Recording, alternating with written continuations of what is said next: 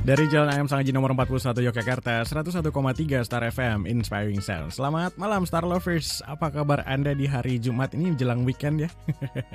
Sudah mulai siap-siap untuk berakhir pekan dan juga banyak kegiatan yang akan Anda lakukan di hari Sabtu besok. Dan juga mungkin masih ada juga yang bekerja, jangan lupa untuk dijaga kesehatannya ya. Tapi kalau malam hari ini kita bakal ngobrolin soal kesehatan juga Star Lovers.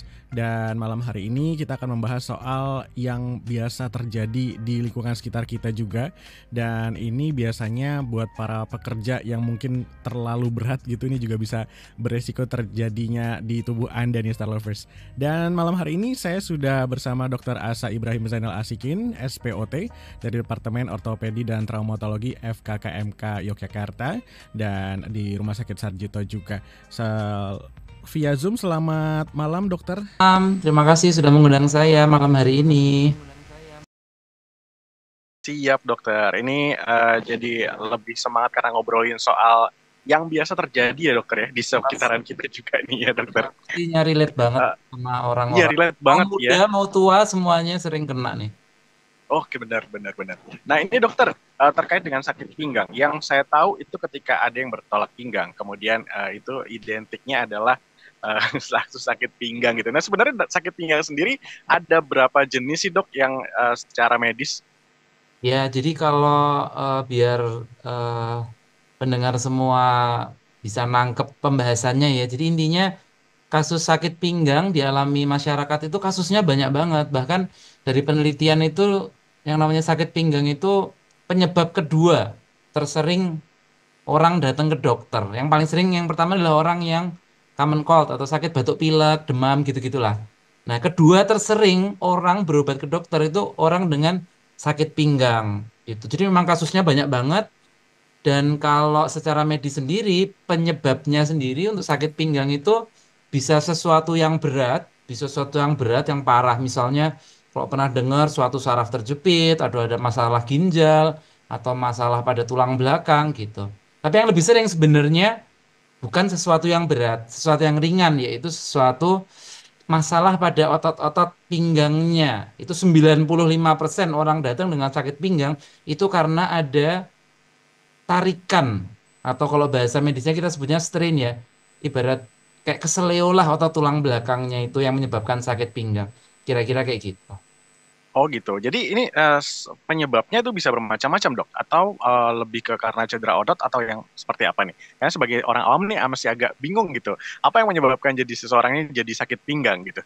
Ya benar, jadi kalau saya sendiri cukup aktif di sosmed ya, saya sering dengar pertanyaan netizen gitu ya. Netizen itu selalu mengasosiasikan atau masyarakat selalu mengasosiasikan atau mengkaitkan adanya sakit pinggang itu dengan kurang minum gitu. Selalu tanya saya kayak gitu, dok saya udah cukup minum kok masih sakit pinggang saya. Nah, eh, apakah bisa kurang minum itu menyebabkan sakit pinggang? Bisa, tapi jika dia terkait dengan masalah ginjal gitu. Jadi ada batu ginjal misalnya atau batu saluran kencing itu bisa menyebabkan sakit pinggang yang berkaitan dengan kurang banyak minum. Sementara 95% sakit pinggang tuh bukan karena sakit ginjal tapi karena sakit ototnya. Jadi misalnya kebanyakan duduk misalnya atau habis ngangkat barang yang terlalu berat atau habis bergerak memuntir punggungnya ke belakang, terus pinggangnya sakit gitu. Jadi kalau ada masyarakat yang nanya, ini saya udah banyak minum, tapi kok masih sakit? Ya bisa jadi bukan karena kurang banyak minum, tapi karena masalah pada ototnya.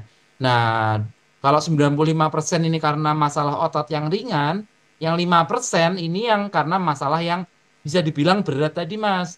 Yang misalnya sakit batu ginjal, yang sakit misalnya saraf kejepit, yang sakit misalnya ada tulangnya bergeser atau tulangnya bengkok, gitu-gitu. Jadi yang untuk teman-teman pendengar yang pendengar Star ya yang sering sakit pinggang, jangan khawatir dulu. Kemungkinan besar 95% bukan sesuatu yang berat.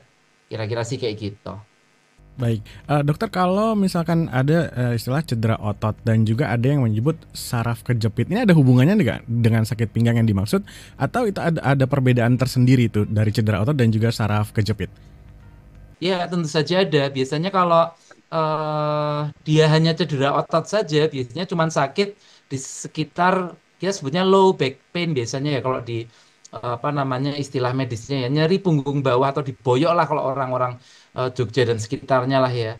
Itu kalau masalahnya otot biasanya sakitnya cuma di sekitar punggung bawah aja. Dan biasanya kalau dia diistirahatkan, misalnya dia nggak banyak duduk, nggak ngangkat-ngangkat, kemudian minum beberapa jenis obat yang cocok untuk pinggangnya, misalnya obat untuk otot, obat untuk menurunkan radang, biasanya dia hampir selalu dia membaik. Asal aktivitasnya dijaga, hampir selalu dia akan membaik. Nah, beda pada sakit pinggang yang karena penyakit yang lebih berat. Misalnya tadi Mas menyebutkan saraf terjepit misalnya. Nah, kalau saraf kejepit itu dia pinggangnya sakit dan biasanya ada gejala tambahan. Nggak cuma pinggangnya doang yang sakit, tapi sakitnya yang khas adalah dia bisa sakitnya menjalar, yang sering menjalar sampai ke kaki. Jadi kok pinggangnya sakit kok sampai ke kaki ya? Bahkan kalau yang berat bisa sampai kakinya tuh dipegang kayak nggak kerasa gitu. Kemudian bisa sampai gerakannya kok susah ya. Pada yang lebih berat lagi biasanya pasiennya sampai kesulitan berjalan atau berdiri aktivitas sudah kesulitan, itu berarti udah berat. Sebaiknya segera berobat. Terkait dengan obat tadi yang dokter sebutkan itu ketika seseorang merasa sakit di bagian pinggangnya kemudian dia memilih untuk cari obat untuk meredakan sakitnya itu. Sebenarnya adakah obat yang memang dijual di apotek gitu yang bisa meredakan sakit pinggang atau itu jenis obat yang memang cuma semacam pereda sakit aja, dokter? Ya, jadi kalau obat yang biasanya kita sebutnya over the counter ya. Over the counter tuh obat yang bisa dijual bebas gitu. Jadi untuk penanganan pertama, kita ini bicara penanganan pertama pada orang yang kok pinggangnya sakit sampai mengganggu gitu ya. Itu banyak kok obat over the counter yang istilahnya nggak pakai resep dokter pun bisa dibeli gitu. Obat itu apa saja biasanya? Yang pertama adalah golongan obat radang. Obat radang dan juga dampak positifnya karena dia nggak meradang, dia jadi ada efek menghilangkan rasa sakit juga gitu. Jadi istilahnya kalau bilang ini obat kok cuman menghilang rasa sakit, sebenarnya tidak. Dia bekerja dua. Dia mengurangi radang. Jadi karena dia ototnya meradang kencang jadi sakit. Nah, obatnya ini bekerja dengan tidak meradang lagi, tidak kencang lagi sehingga harapannya sakitnya berkurang. Itu golongan obat yang pertama ya, obat radang atau obat penghilang rasa sakit. Obat golongan kedua biasanya adalah obat untuk suatu orang sakit pinggang tuh sebagian besar 90% karena ototnya tuh kenceng tegang gitu. Nah, obatnya golongan muscle relaksan, obat untuk supaya ototnya tuh nggak kenceng gitu. Itu juga bisa dibeli bebas. Begitu sama ada tambahan biasanya kalau golongan obat yang sering diresepkan itu biasanya yang obat bebas itu golongan vitamin biasanya, vitamin-vitamin saraf gitu biasanya sering ditambahkan di untuk penanganan awal orang yang pinggangnya sakit gitu sih. Baik, dokter kemudian adakah faktor seperti postur tubuh, kemudian obesitas itu juga mempengaruhi bisa jadi salah satu faktor penyebab penyakit itu, dokter? Betul sekali. Jadi justru malah faktor yang paling utama. Jadi kalau kita ngomongin orang dengan sakit pinggang, kan tadi kita udah ketemu nih, 95% penyebabnya si otot nih. Jadi bukan nggak berat sih, cuman ototnya kenceng, tegang, meradang gitulah.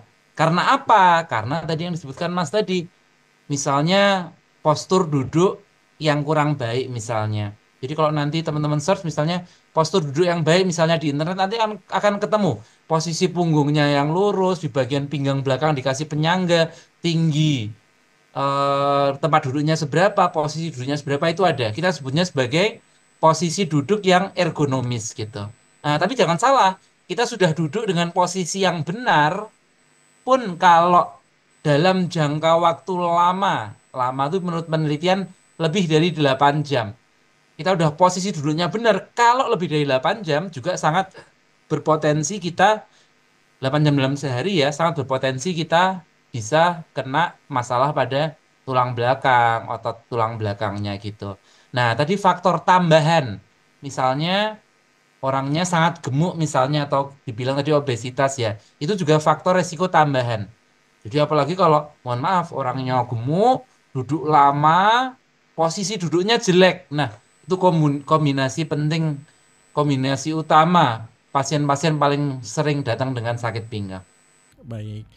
Buat Star Lovers yang pengen bertanya, Anda saya undang di 0818621013, 0818621013, atau via Instagram kami @starjogjafm. Anda bisa bertanya langsung dan nanti akan ada sesi tanya jawab juga dan akan dijawab langsung Dokter Asa. Nah, Dokter, ini terkait juga dengan beberapa gejala-gejala yang biasa memang harus diwaspadai dan harus langsung ke dokter untuk diperiksa lebih lanjut gitu. Ini seperti apa, dokter? Ya, benar sekali. Jadi memang nggak semua sakit pinggang tuh harus langsung ke dokter ya. Tapi ada beberapa istilahnya tanda dan gejala bahaya atau istilahnya tanda dan gejala yang sebaiknya mendorong orang bahwa sakit pinggangnya ini bukan sakit pinggang biasa. Bisa jadi sakit pinggang yang berpotensi berbahaya atau berat gitulah. Yang pertama adalah sakit pinggang yang lebih dari 2 bulan gitu ya. Jadi mungkin sakit pinggangnya ya nggak sakit-sakit banget sih, masih bisa aktivitas. Tapi kok menetap lebih dari 2 bulan, bahkan ada yang bilang lebih dari 1 bulan. Itu udah harus berobat ke dokter gitu. Karena apa? Karena mungkin ada sesuatu yang berat yang sedang terjadi gitu. Karena kalau sakit pinggang biasa karena masalah otot, rata-rata 3 minggu dia membaik dia. Tapi kalau ini 1 bulan kok nggak sembuh, sebaiknya segera berobat. Yang kedua adalah sakit pinggang yang sampai mengganggu aktivitas. Jadi misalnya teman-teman tiba-tiba pinggangnya sakit sampai berjalan aja sulit misalnya. Nah, itu sebaiknya segera berobat ke dokter. Yang ketiga adalah sakit pinggang dengan gejala-gejala masalah pada saraf. Contohnya apa? Ya pinggangnya sakit, menjalar ke kaki, terasa panas, terasa kayak kesetrum, kayak ditusuk-tusuk, bahkan dipegang kakinya nggak berasa, atau sakit pinggang dan diikuti. Masalah pada sulit buang air besar, buang air kecil, itu sakit pinggang dengan tanda bahaya, sebaiknya segera berobat. Dan yang terakhir, sakit pinggang karena benturan. Jadi saya baik-baik saja, kemudian saya jatuh terduduk misalnya, atau saya kesenggol sepeda motor jatuh, kemudian pinggang saya sakit sekali ya, sakit pinggang karena benturan, sebaiknya berobat ke dokter, apalagi gejalanya berat. Baik. Kemudian tadi juga sempat disinggung soal duduk terlalu lama 8 jam dalam sehari. Nah, idealnya dokter ini misalkan saya sebagai karyawan nih yang bekerja di depan komputer yang cukup lama gitu.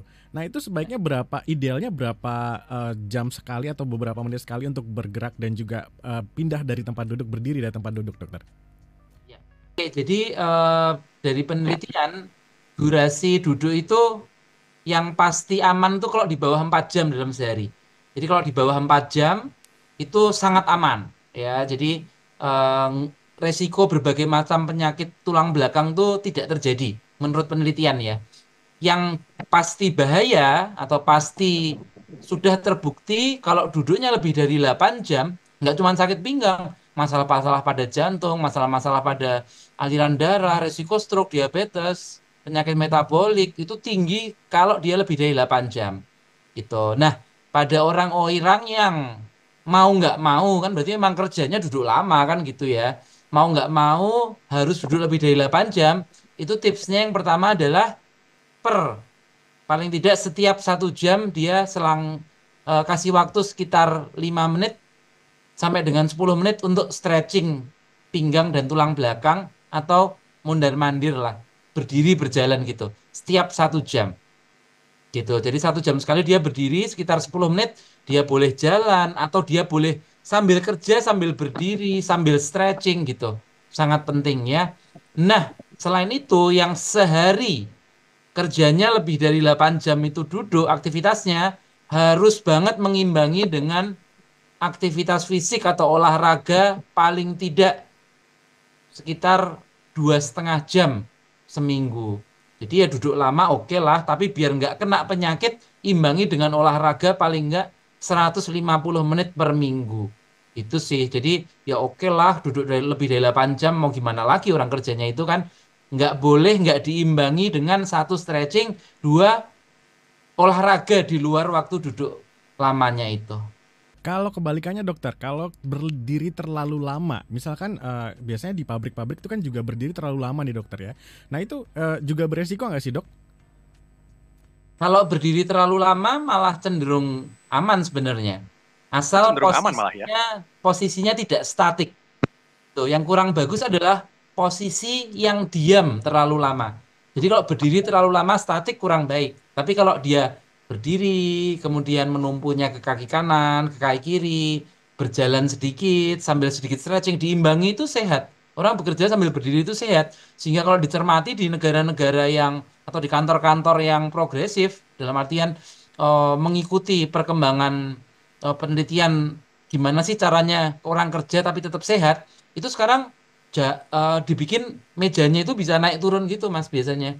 Jadi dia dipacu untuk kerja sambil berdiri gitu. Nah, untuk kerja sambil berdiri lama, yang diperhatikan bukan masalah berdirinya, tapi biasanya adalah alas kakinya gitu. Jadi berdiri lama jelek jika alas kakinya tidak tepat. Biasanya yang ditekankan di situ. Nggak cuma berdiri lama, jalan banyak, naik turun tangga, itu bagus, sehat. Tapi jadi jelek jika alas kakinya tidak tepat. Alas kaki yang tidak tepat itu adalah satu, terlalu sempit, dua, hak tinggi, tiga, alasnya keras.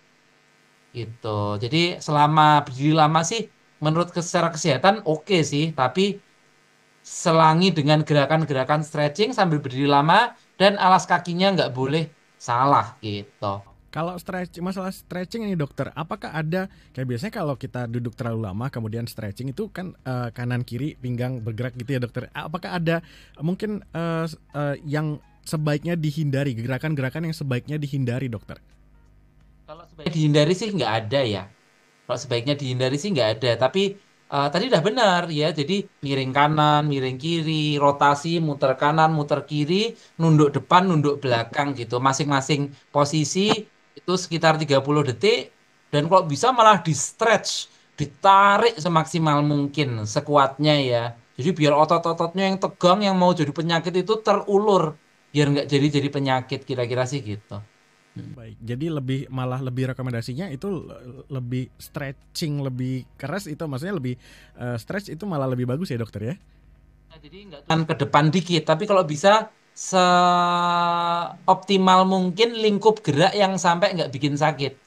Kalau udah bikin sakit kurang baik juga. Jadi semaksimal mungkin aku bisa seberapa? Oh segini. Udah sakit belum? Belum. Tambah dikit sakit, jangan sampai sakit gitu.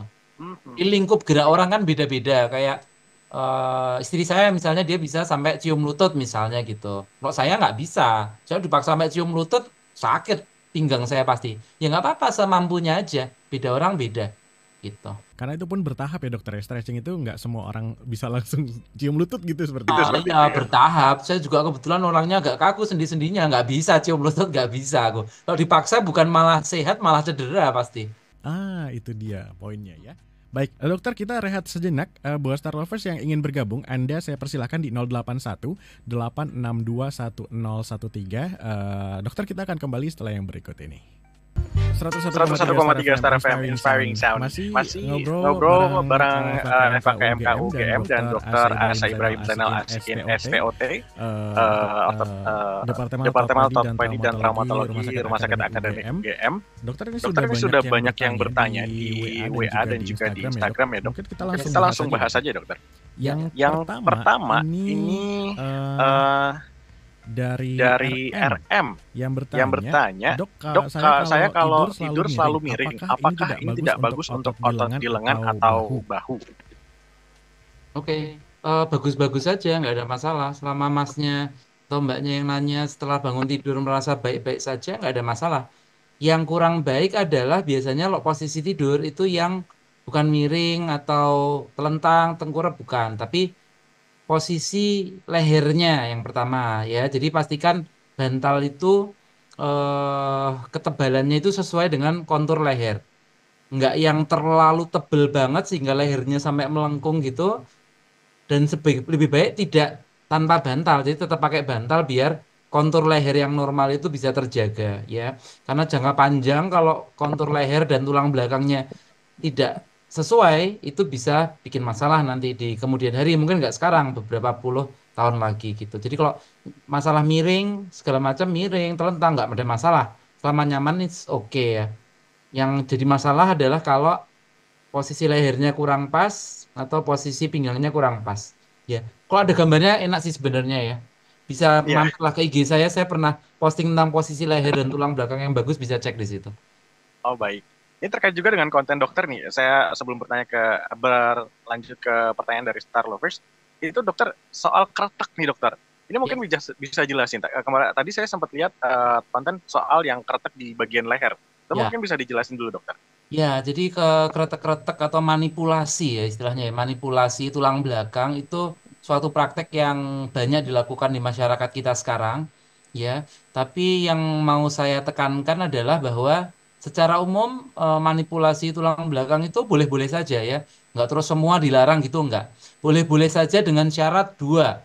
Yang pertama adalah jadi dikretek itu boleh tulang belakangnya dengan syarat dua. Yang pertama dilakukan oleh orang yang memang ahli. Nah, masalah ahli ini bisa dua ya. Satu orang ngaku-ngaku ahli, dua orang yang memang benar ahli. Saya menganggap orang yang benar ahli adalah orang yang menjalani pendidikan formal untuk suatu pelatihan manipulasi tulang belakang. Contohnya fisioterapis, dokter gitu kan mereka menjalani pendidikan formal gitu untuk bisa melakukan tindakan manipulasi tulang belakang. Syarat nomor satu yang lakuin harus ahli dulu. Gitu. Syarat nomor dua adalah tidak ada penyakit berat di tulang belakangnya. Jadi kalau tulang belakangnya udah geser atau udah keropos, dikeretak, bisa tambah parah banget gitu. Udah ada saraf terjepit, tambah dikeretak bisa tambah parah. Atau udah ada masalah pembuluh darah leher yang saya di konten itu, dikeretak, fatal sekali. Ya, jadi syaratnya dua, yang lakukan harus ahli dan tidak ada penyakit berat di tulang belakangnya. Di luar itu sih oke-oke aja. Baik, kita ke pertanyaan berikutnya. Ada Putri Has yang bertanya, saya kalau kurang minum, pinggang terasa tidak nyaman, tapi kalau udah minum banyak, itu pinggang jadi nyaman. Apakah benar kurang minum itu ngefek ke pinggang? Ya, ini cocok sekali dengan yang pembahasan kita di awal tadi ya. Ibu ini sudah istilahnya niteni ya, sudah memperhatikan bahwa setiap saya minumnya nggak banyak, pinggang saya sakit. Setiap saya banyak minum, pinggangnya tidak sakit. Ya, berarti ada kemungkinan ibu ini masuk ke 5% pasien sakit pinggang yang bukan karena masalah otot tulang belakang, tapi masalah pada saluran kencingnya. Gitu. Nah, saran saya, ibu jangan puas dengan kalau banyak minum pinggangnya baik, tapi ditindaklanjuti dengan pemeriksaan, misalnya USG pinggangnya. Jangan-jangan ada batu nih nyangkut di ginjalnya, sehingga kalau minumnya dikit, aliran kencingnya kurang bagus, dia bermasalah di situ ya. Jadi apa namanya? Kalau orang yang normal ya tidak ada masalah di saluran kencingnya, dia harusnya mentoleransi tidak banyak minum, nggak banyak minum, dia nggak langsung sakit pinggangnya. Lah, nggak banyak minum kok pinggangnya sakit. Coba periksa ke dokter, biasanya urologi ya, saluran kencing di USG biasanya nanti kelihatan. Gitu. Jadi bisa jadi ibu memang ada problem di saluran kencingnya.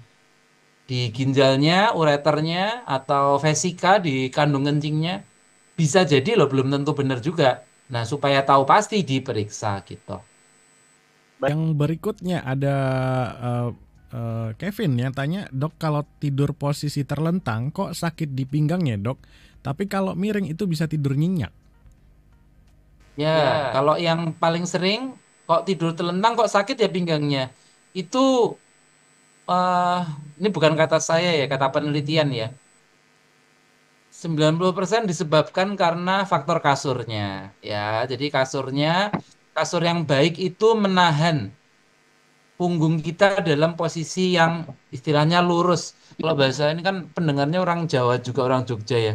Punggungnya itu nggak melesek, nggak melengkung ke dalam gitu loh. Bahkan apa kasur-kasur spring bed yang mahal pun kalau udah lama pirnya rusak, itu kita tidur biasa, itu punggung kita bisa melengkung ke belakang gitu. Kayak melesek ke belakang. Nah, itulah yang semalaman punggungnya melengkung karena kasurnya melesek atau melengkung, itu kasurnya udah nggak bagus itu, sehingga ototnya ketarik bikin pinggangnya sakit. Nah, mungkin saat dia miring nggak begitu berefek itu kasurnya, kira-kira sih gitu. Jadi Mas Mbak yang nanya, bisa jadi karena penyebab lain, tapi kalau saya disuruh nanya karena saya nggak meriksa ya, kira-kira kenapa bangun tidur telentang kok sakit? Paling sering faktor kasur. Belum tentu saya benar, tapi itu yang paling sering. Jadi cek lagi apakah betul kasurnya bisa menahan tulang belakangnya dengan baik, atau kalau ditiduri dia ambles ke dalam. Itu sih. Baik. Kita ke Instagram, ada Swastika Putri yang bertanya, dok, kalau sering pijit itu apakah berpengaruh pada kondisi otot? Enggak sih, boleh-boleh aja sering pijet ya. Selama yang pijet manusiawi gitu ya. Kadang ada pijet-pijet yang eh berlebihan lah ya, pijet tradisional yang sampai dicengkiwing, wah sakit banget gitu. Itu bisa menyebabkan cedera, ototnya rusak malahan. Dan tidak mengarah ke kesembuhan. Jadi kalau ada orang mijet kekencengan ya hati-hati ya. Itu banyak pasien datang juga, dok saya baik-baik aja habis dipijit kok malah jadi sakit. Nah, habis pijetnya terlalu berlebihan. Jadi otot kita itu kan jaringan lunak ya, empuk gitu loh daging kita, otot kita. Begitu dipijit terlalu kuat bisa cedera, bisa robek ototnya. Ya, jadi selama mijetnya dalam batas wajar-wajar saja sih, mantap lanjutkan. Pijet boleh. Baik, Kawawan Arya yang bertanya, dok, apakah serat kejepit itu pasti harus dioperasi? Tidak harus ya, tidak harus. Jadi saraf terjepit biasanya kita bagi menjadi yang ringan ya dan saraf terjepit yang berat gitu. Nah pada saraf terjepit yang ringan nggak pernah langsung dioperasi. Pasti kita satu kasih obat dulu, dua kita kasih korset, tiga kita bawa pasien ke fisioterapi, empat kita bantu dengan obat-obatan, lima kita modifikasi aktivitas, kurangi banyak duduk, turunkan berat badan, kemudian hindari aktivitas mengangkat-ngangkat dan sebagainya. Nah, nanti kita evaluasi. Banyak kok yang sembuh tanpa operasi kalau dia ringan. Sebaliknya, kalau saraf terjepit yang berat, itu biasanya bisa dibilang seringkali kalau nggak dioperasi, dia angka kesembuhannya sangat kecil. Bahkan resiko terlambat diobati bisa menyebabkan kecacatan yang menetap gitu. Jadi kalau nanti itu gampang kok dinilai, dokter sangat bisa menilai itu. Oh ini ringan, pasti sama dokternya nggak disuruh operasi. Oh ini berat, dokter mungkin akan menawarkan operasi. Meskipun kalau pasiennya, dok saya belum mau operasi nih dok, masih takut, masih apa, masih ini, masih itu. Oh nggak apa-apa, kita coba dulu pengobatan tanpa operasi. Nah kalau saraf terjepitnya berat, kadang dia bisa lumayan membaik meskipun nggak sampai sembuh-sembuh banget gitu sih. Hmm.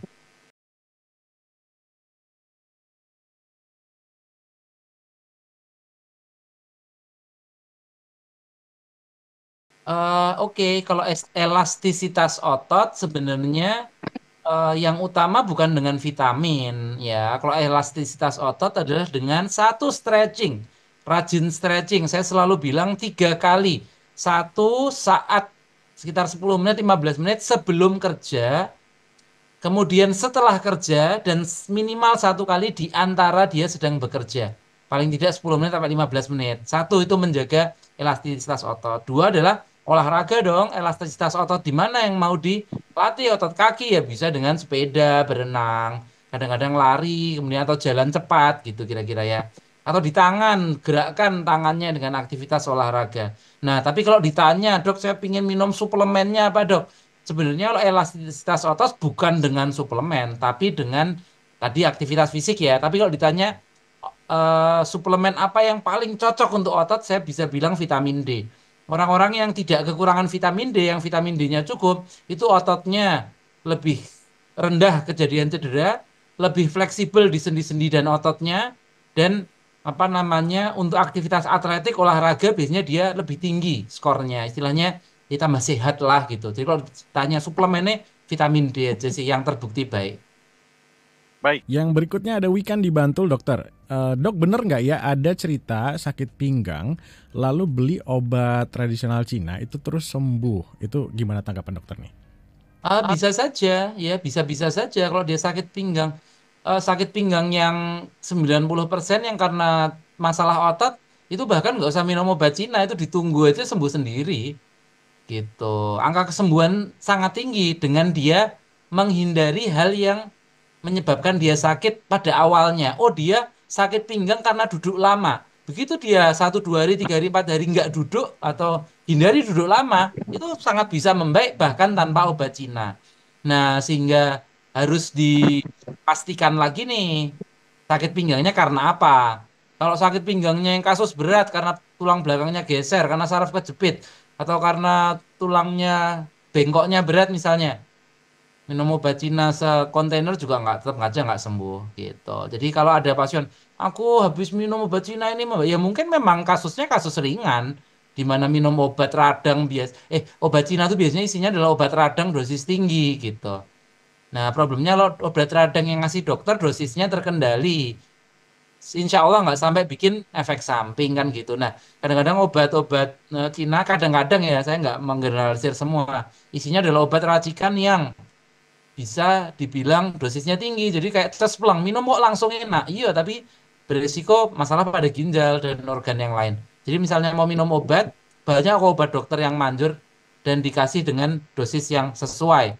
Yang nggak sampai berisiko bikin masalah pada ginjal, hati maupun organ lain. Gitu sih. Baik, dokter, ini berikutnya kalau misalkan seseorang ini pekerjaannya cukup berat ya, ngangkat barang-barang yang cukup berat, dan apa saja sih alat bantu yang bisa dipilih untuk menjaga supaya tidak terlalu ada cedera di ototnya? Tadi dokter sudah sempat bilang ada korset dan segala macam, mungkin bisa dijelaskan lagi dokter? Ya, jadi namanya korset itu suatu ortosis ya. Ortosis itu apa sih? Suatu alat yang digunakan untuk membantu kerja tubuh kita gitu sih. Jadi korset itu berfungsi untuk membantu. Jadi untuk misalnya teman-teman ada suka ngangkat-ngangkat berat gitu ya. Saran saya malah jangan dibantu dulu dengan korset. Tapi dia berolahraga, strength exercise, olahraga, mengangkat beban dulu untuk memperkuat ototnya gitu. Jadi apa namanya, saya selalu bilang bahwa ngangkat-ngangkat tuh boleh asal ototnya kuat gitu. Jadi untuk orang yang kerjanya ngangkat-ngangkat, pastikan otot-otot punggungmu itu terlatih dengan baik. Jadi kamu ngangkat-ngangkat tapi aman, nggak bikin rusak tulang belakangmu kan gitu. Nah, yang jadi masalah adalah yang ngangkat di luar batas kekuatan dari otot dan tulang belakangnya, sehingga begitu ngangkat ototnya nggak kuat ngangkat, sehingga bebannya menghajar ke tulang belakangnya, bantalannya, sarafnya, sehingga bikin penyakit gitu sih. Nah, pada orang-orang yang sudah ada penyakit tapi tetap harus ngangkat, yaitu pakailah korset gitu. Jadi jangan gunakan korset sebagai istilahnya untuk membantu eh hacknya gitu ya, atau cara biar kuat. Saya rasa enggak. Kalau mau kuat, olahraga, perkuat dulu atau tulang belakangnya, terus ngangkat-ngangkat boleh. Tapi kalau udah memang kerepotan banget, struggling, overwhelmed banget dengan, aduh dok, aku tuh pingin ngangkat tapi kok, aduh udah mulai agak sakit, tapi kalau nggak ngangkat nggak bisa kerja, nggak bisa berobat, ya udah pakailah korsetnya ya.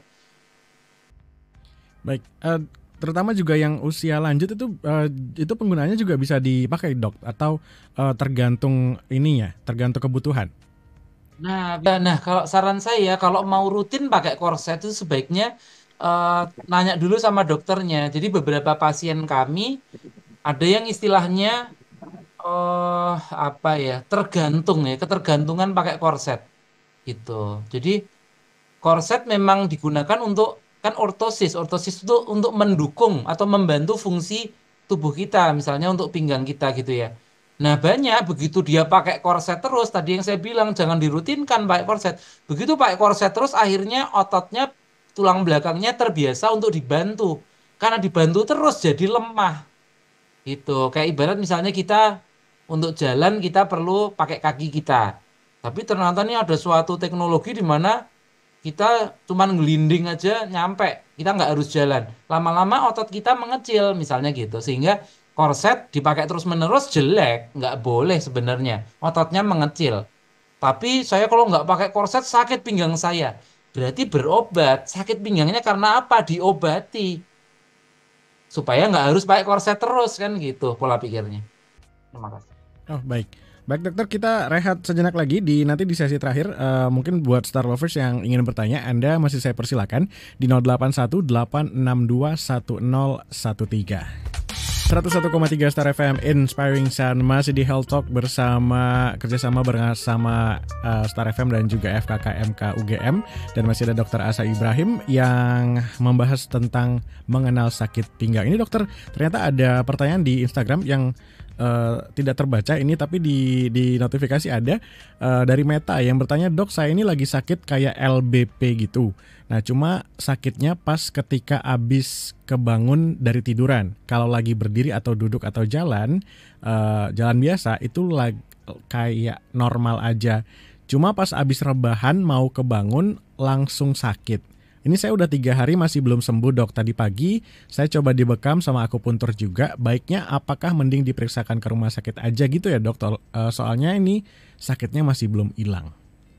Oh iya, jadi kalau 3 hari ya, baru 3 hari sih masih itu ya masih masih oke lah. Maksudnya kalau berobat sih pastinya oke-oke aja, tapi enggak juga masih enggak apa-apa. Saran saya untuk Mbak, Kak, dari tidur dia mau bangun dia sakit. Berarti suatu sakit pada pinggang bawah, low back pain yang dipengaruhi oleh perubahan posisi. Ini hampir pasti masalah otot gitu. Jadi saran saya untuk Mbak, biar nggak sakit lagi, yang pertama adalah jangan duduk lama dulu gitu. 2, nggak boleh ngangkat-ngangkat dulu ya. Nomor 3, stretching, sering-sering stretching. Oke.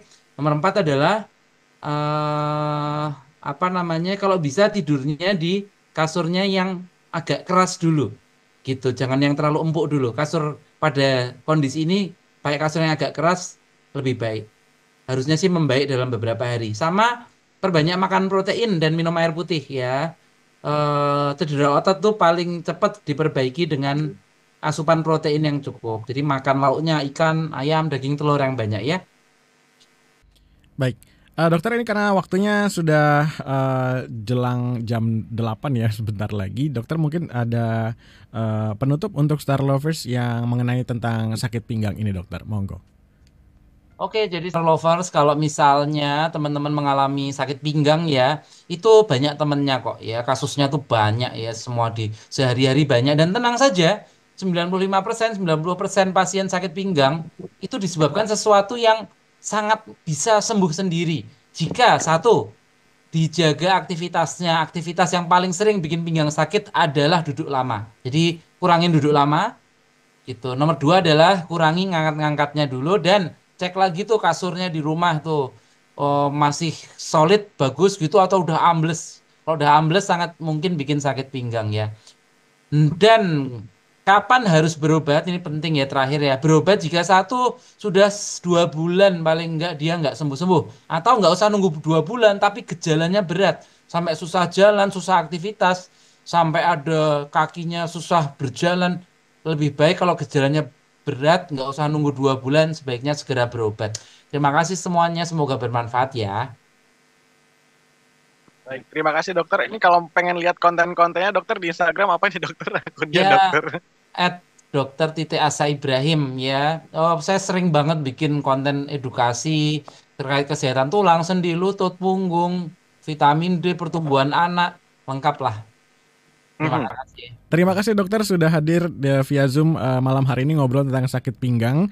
Semoga sehat selalu dokter, dan kita mudah-mudahan bisa ketemu lagi di lain kesempatan ya dokter. Ya, terima kasih Mas. Selamat Terima kasih Star Nggih. Lover semua sudah bergabung Selamat ya. malam dokter. Selamat malam.